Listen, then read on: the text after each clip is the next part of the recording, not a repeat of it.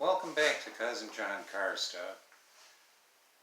Getting a little dark, a little early, so I have to do this one in the garage with a different background, but my most challenging car location or car locator on a very limited basis, less than one hand's worth of fingers.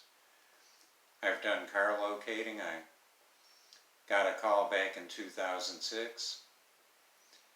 John, can you find me a 1994 Thunderbird? Specific color, equipment, V8 engine, premium sound, cloth interior, sunroof, and the keyless entry keypad on the driver door, and under whatever the miles were at that time that were of interest, or the criteria, should I say. And I was, of course, just gonna take some time, could take a few months, but I'll get it done for you.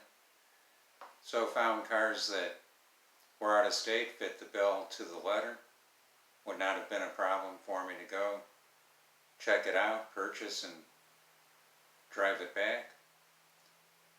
But as we know, buying from out of state could have been buy a ticket to come right back without the car. So it was probably 5 months, maybe 6 months. Of the ones available then that were 12 years old, meeting the criteria. There were some that were just, miles were way too high.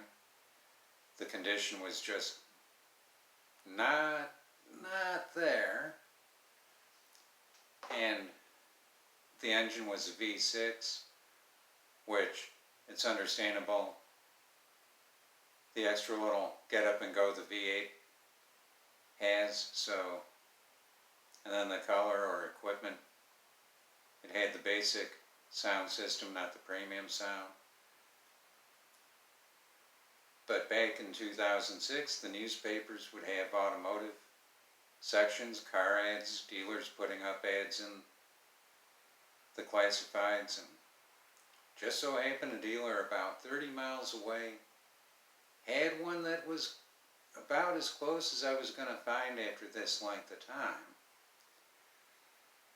It was a 95, leather seats, no sunroof, but everything else met the criteria. And so I made the phone call. You want me to go take a look at it? Yeah. And what price do you want to be at? This is all I've got, or this is what I've got. And I said, okay. I'll see about going under that amount. Think you can? They're asking an awful lot.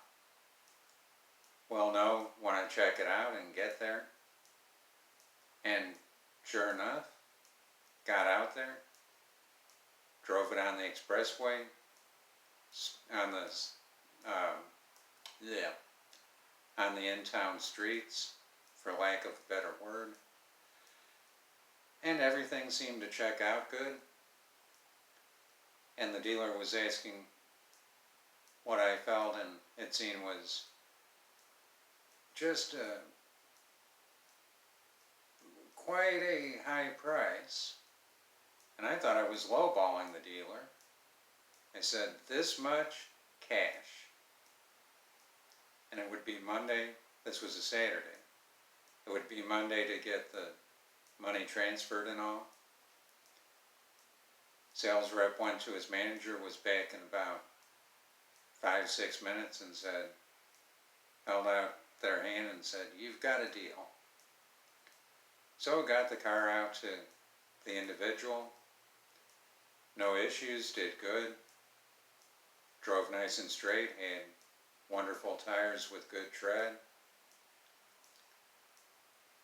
And a few weeks later, maybe 2 weeks, a month later, I get a phone call. John, you won't believe this. Won't believe what? The car wash where I go, there's a couple of guys there.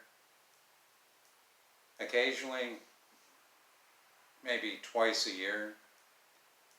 One of them will have a car that they're selling, and they've got a 94 Thunderbird. Everything is what I'm looking for.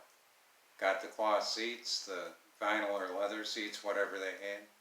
It's just, those are a little bit too hard. That's why I prefer the cloth seats.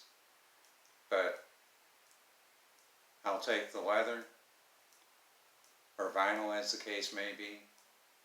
But what do I do? My money's tied up in the 95. I don't have enough to buy this 94 and sell the 95. I can't sell the 95 because then I don't have a car, and then hope they still have the 94. And I told them, it's real simple. Go back there in the next day or two, they still have it. Tell them you're interested in it. Take it for a drive, make sure everything's the way it should be. Then, if everything checks out good and it's something you want, you tell them, I will take my 95 and swap it, even trade, for your 94. John, are you sure? They're gonna want money along with mine. No, they're gonna take it because there's folks who prefer the vinyl or leather seats, where if you spill something, it cleans right up, unlike the cloth seats where you've got a coffee or soft drink stain or whatever else.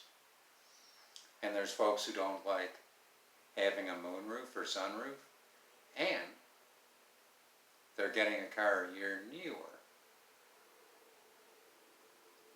So a couple days later, the phone rings, and it was, John, how did you know? I told them what you told me to say, and one of them stuck their hand out and said, you have a deal. And this thing's wonderful, and I like the softer seats of the cloth. I don't care if little coffee or soft drink or whatnot. I can get that done at a detail shop where they can do the seat for a few dollars. But it is great. Thanks so much.